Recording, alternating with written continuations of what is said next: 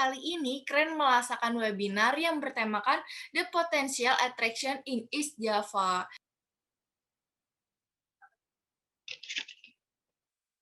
Nah, lokasi Gartenhütte terletak di antara dua kota besar di Jawa Timur.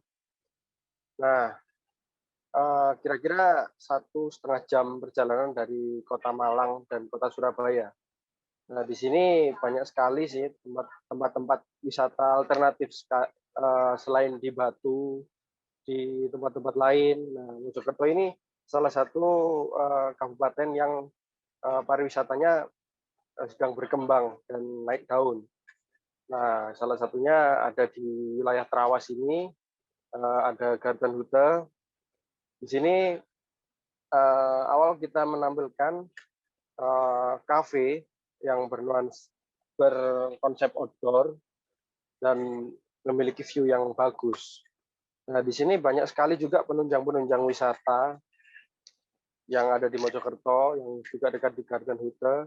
Ini ada situs Majapahit, ada wisata air panas, ada air terjun Lundo, pemandian Jolotundo, kemudian ada juga pendakian Gunung Penanggungan, dan pendakian Gunung Welirang. Kebetulan Gartenhütte ada di antara dua gunung tersebut. Next. Nah, ini penampakan Gartenhütte waktu itu hanya sebuah bangunan, satu bangunan segitiga ini ya, sebagai ikon. Nah, ini yang di sebelah kiri ini ada view Gunung Welirang. Nah, ini ada terasiring yang kebetulan banyak yang bilang katanya terasiring di wilayah Gartenhütte ini lebih bagus dari Bali, di Ubud. Nah, namun seiring berjalannya waktu akhirnya semakin pesat perkembangannya, kami juga harus melebarkan karena untuk mewadahi teman-teman biar tidak ada kekecewaan untuk datang ke Gartenhütte, akhirnya jadilah yang sebelah kanan ini. Dan sekarang juga saya belum sempat ngambil gambar lagi untuk yang terbaru, ada juga tempat bersantai untuk melihat sunrise. Next. Apa saja sih yang ada di Gartenhütte ini? Ada tentunya minuman ya, yang kita tonjolkan adalah kopi, yaitu kopi Jawa Timur. Kita memang sediakan mulai dari kopi Trawas, kopi lokal Trawas, dari Arjuno, Semeru, Ijen, Argopuro. Nah, kopi-kopi ini kita kumpulkan memang pengen kita angkat kopi lokal Jawa Timur. Nah, itu yang sedikit kita tonjolkan, dan makanan-makanan di sini juga kami coba untuk mengemas makanan dan minuman sehingga bisa dinikmati dan aman ya, tentunya tanpa bahan pengawet. Kita tonjolkan, kita beri nama mie garden. Nah, mie garden ini salah satu menu andalan sih di sini untuk makanannya. Jadi ada warna-warni, ada hitam itu dari tinta cumi, ada orange dari wortel, hijau dari sawi, terus kuning itu ori, terus merah itu dari tomat. Nah, juga ada nasi goreng dan segala macam. Next. Kemudian selain dari makanan, juga menyuguhkan view yang ada di sini tidak ada di tempat lain. Di Gartenhütte ini memiliki view Gunung Penanggungan dari sisi yang paling sempurna ketika difoto. Jadi ketika sudah kita bergeser ke wilayah lain, tidak akan menemukan bentuk Gunung Penanggungan yang seperti ada di Gartenhütte.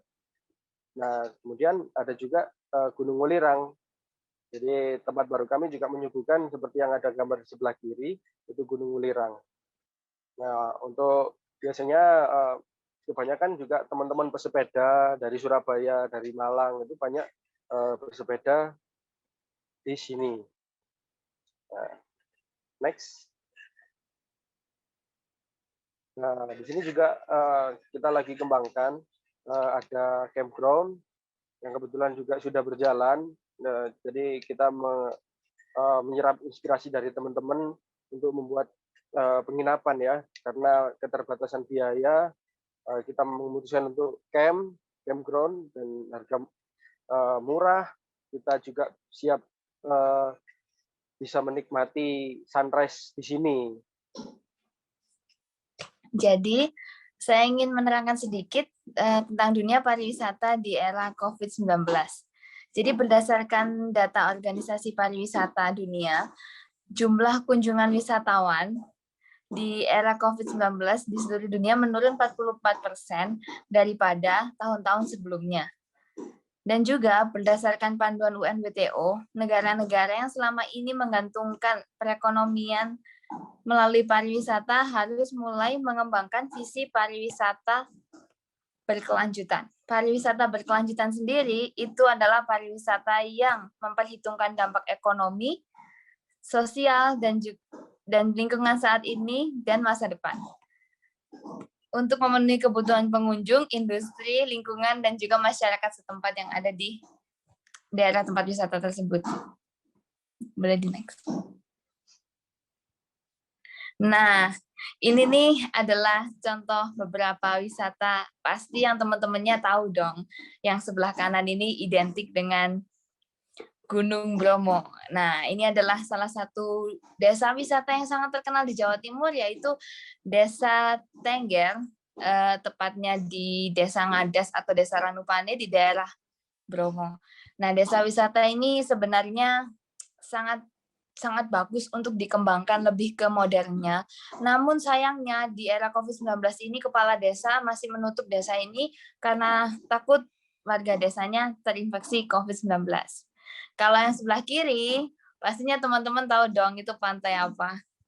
Jadi ini adalah Pantai Tiga Warna di Malang Selatan. Pantai Tiga Warna ini adalah termasuk salah satu pantai yang saya sukai, bukan secara view-nya, tapi secara pengelolaannya. Karena di pantai ini, kalau misalnya kita masuk ke Pantai Tiga Warna tuh, kita keluar dari Pantai Tiga Warna tuh harus membawa sampah.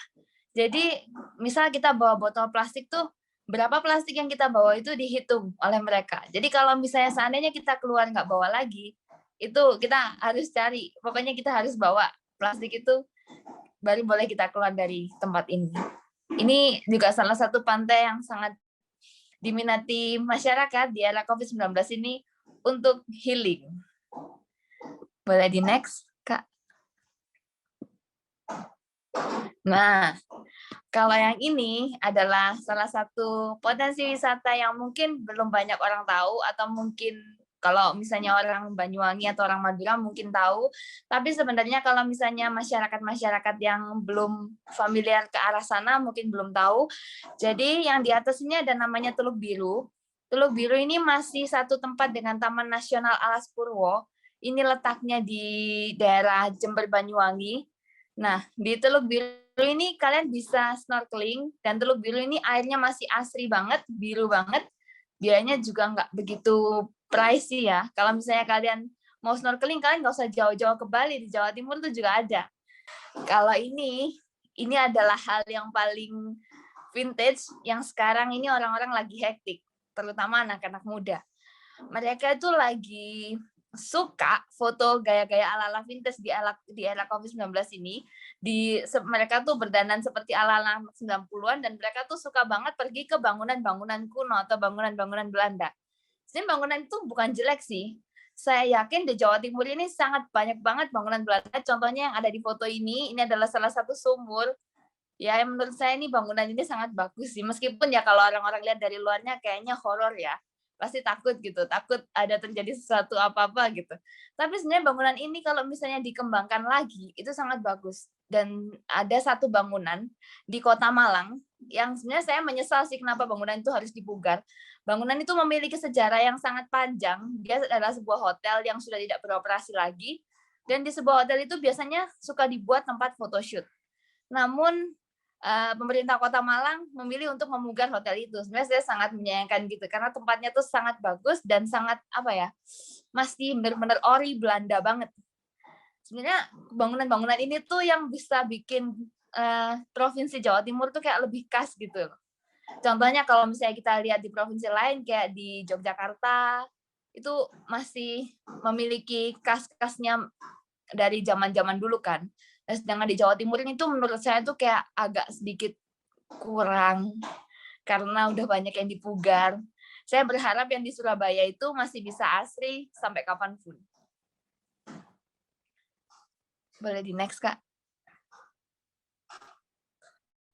Nah, untuk cara menjaga lingkungan, saya paling suka sih kalau misalnya di pantai itu saya paling suka sama pengelolaannya di Pantai Tiga Warna tadi. Karena menurut saya tuh Pantai Tiga Warna tuh kalau kalian lihat itu meskipun ya sebenarnya airnya nggak begitu biru-biru banget seperti yang di foto, cuman pantainya tuh benar-benar bersih. Jadi nggak seperti kalau misalnya kita ke pantai pada umumnya yang ada sampah dan gitu. Ya pasti adalah sampah, tapi sampah itu bukan sampah yang plastik gitu. Mengambil kembali sampah mengambil kembali sampah itu adalah hal yang wajib ya untuk kita. Jadi kadang-kadang kita malesnya tuh kayak, alah udahlah cuman bungkus poki, cuman bungkus biskuit, udahlah aku tinggalin aja. Jangan teman-teman, karena sebenarnya kasihan makhluk hidup yang lainnya seperti tumbuhan, hewan, dan ya saya sebagai kalau boleh jujur ya, saya dulu juga waktu kecil pernah melakukan hal itu. Namun seiring sudah besar, sudah tahu kalau misalnya hal itu jelek, ya saya ambil kembali sampahnya. Biasanya saya taruh di tas, lalu saya buang nanti di mobil ada kresek gitu. Dan sebenarnya menerapkan denda untuk buang sampah sembarangan itu bukan hal yang simpel ya. Jangan mentang-mentang kayak gue punya duit nih, ya udahlah nggak apa-apa lah buang sampah sembarangan, ntar paling cuma didenda 5.000. Jangan dah, itu tuh kayak sebagai kalian tuh harusnya malu loh kalau misalnya kalian sampai didenda. Masa buang sampah aja sembarangan kayak gitu sih kayak didenda. Kalau saya sih, saya pribadi sih saya malu. Buat apa coba ngeluarin uang cuma gara-gara buang sampah sembarangan. Saya berharap sih meskipun simpel ya, terdengar simpel, tapi saya berharap banyak sih orang-orang yang harusnya menerapkan hal ini. Terutama di daerah pantai yang saya lihat juga ya pantai kotor semua. Apalagi kalau misalnya sudah di era-era yang liburan-liburan panjang, itu orang-orang pada nggak mikir, nggak buang sampah di tempatnya. Lihat tuh rasanya miris banget. Tapi mau pungut-pungutin sampah juga kalau misalnya pungutin sampah sampai sore, nggak kelar-kelar karena banyak banget. Destinasi atau budaya yang udah termasuk mainstream atau viral. Oleh karena itu aku ingin mengenalkan teman-teman di sini hidden gems yang ada di Jawa Timur di sektor pariwisata dan budaya. Aku lanjut.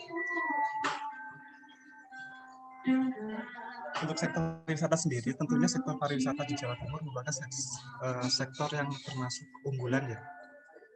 Sayangnya, wisatawan baik lokal maupun luar Jawa Timur hanya mengunjungi sebagian destinasi wisata yang seringkali nangkring di media sosial. Contoh paling mudah adalah Bromo, Banyuwangi, Malang, Surabaya. Padahal Jawa Timur itu nggak cuma itu. Jawa Timur itu terdiri dari 38 kabupaten dan kota. Setiap sudutnya itu memiliki potensi yang benar-benar begitu bisa diangkat. Bahkan bisa bersaing di kancah internasional. Aku mulai salah satu hidden gems yang aku saranin banget untuk teman-teman kunjungi adalah Texas Van Java. Pasti udah ada yang pernah mendengarkan, tapi mungkin ada juga yang baru pertama kali mendengarkan. Texas Van Java adalah sebuah tambang minyak yang sudah ada sejak zaman Belanda, dan ini diprediksi bahkan sudah ada sejak 100 tahun yang lalu. Terdapat di kawasan Wonocolo, Bojonegoro. Kawasan ini telah dibuka untuk umum untuk kegiatan pariwisata. Ibaratnya kenapa dinamain Texas Van Java, karena ketika kita ke sana, ketika kita mengunjungi ke sana, kita akan melihat penambangan minyak yang masih alami, dan itu diibaratkan sama seperti Texas di Amerika Serikat.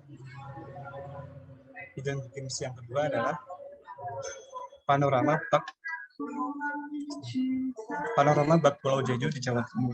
Nah, tentunya ini bagi wanita-wanita ini ya, pastinya kan sering banget nih lihat drama Korea. Nah, di drama Korea kan pasti nggak asing ya tentang Pulau Jeju di Korea Selatan. Nggak usah jauh-jauh dari ke Korea Selatan, ternyata di Jawa Timur juga seperti itu. Letaknya di mana? Letaknya di kawasan perkebunan di Jampit, Bondowoso. Di sana kalian akan menjumpai hamparan bunga-bunga kuning ini dengan panorama background kebun putih dan di kawasan Ijen Geopark. Tentunya kawasan ini sangat bagus banget ya ketika kalian ingin foto session ala-ala liburan sama teman-teman, bahkan camping pun sangat direkomendasikan di sini. Kawasan ini sangat berdekatan dengan Kawah Wurung di Bondowoso dan Kawah Ijen di Banyuwangi dan Bondowoso. Lanjut. Yang ketiga adalah pulau dengan kadar oksigen tertinggi di Indonesia. Nah, ini masih belum banyak yang mengetahui ya, terutama temanku yang juga sedang bersekolah di Jawa Timur pun ternyata dia juga masih belum tahu, oh ternyata di Jawa Timur itu memiliki pulau dengan satu pulau yang memiliki kadar oksigen yang sangat tinggi. Bahkan penduduk asli di pulau tersebut itu saking tingginya oksigen, saking sehatnya mereka bisa berumur lebih panjang. Pulau yang terletak di kawasan Dunket, Sumeneb ini memiliki kandungan oksigen terbaik di dunia setelah Laut Merah, hidrotermia, dan dengan kadar oksigen 19,5% sampai 20,5%. Ini letaknya di Sumeneb. Bagi teman-teman yang ingin ke sana, sangat direkomendasikan untuk mencoba kesegaran udara di sana.